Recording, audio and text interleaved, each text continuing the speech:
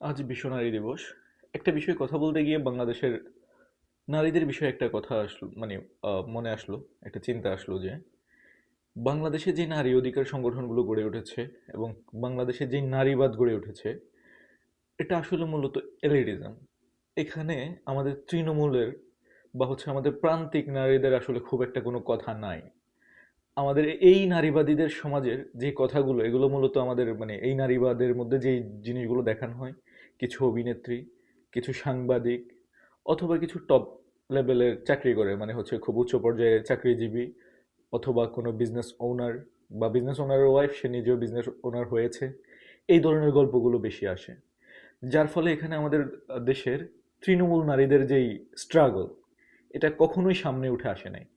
আমাদের নারীবাদী সমাজে যেইটা নিয়ে নারীবাদ গড়ে উঠেছে সেটা হচ্ছে এমন: কোনো একটা অভিনেত্রী, তাকে বুলিং করা হয়েছে কোথাও, সে তার অধিকারের কোথাও কম পেয়েছে, কিন্তু এরা সবাই অলরেডি প্রিভিলেজড।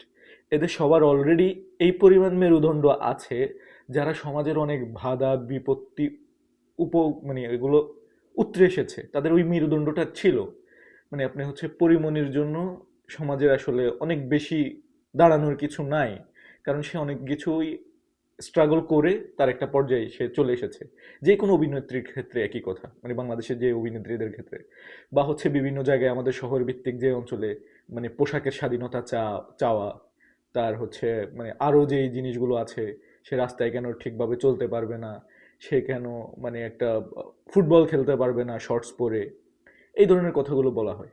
কিন্তু এই আলোচনায় আমাদের মূল প্রান্তিক মানুষের যে স্ট্রাগল, এই কথাগুলো আসে না। যে একজন গ্রামের মানে একজন গ্রামের বিধবা স্ত্রী, যার হয়তো এক দুইটা বাচ্চা আছে, যাকে রেখে তার স্বামী মারা গেছে, তার যে স্ট্রাগল, তার ওইখানে ফ্যামিলিতে থেকে, তার যে তার স্বামী, তার প্রয়াত স্বামীর বড় ভাই ছোট ভাইদের সাথে স্ট্রাগল করে তার সম্পত্তি রক্ষা করার একটা স্ট্রাগল, তার বাচ্চাদেরকে নিয়ে বেড়ে ওঠার একটা স্ট্রাগল, এগুলো নিয়ে আমাদের আলোচনা হয় না।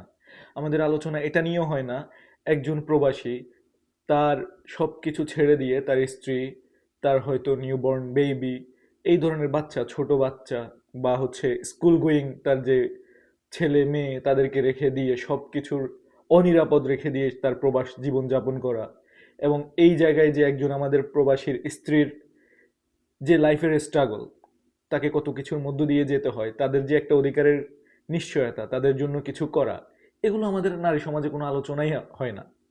তো যার ফলে আমার কাছে বারবার কেন জানি মনে হয় যে আমাদের বাংলাদেশে যেই নারীবাদী সমাজ গঠিত হয়েছে, এটা মূলত এলিটিজম।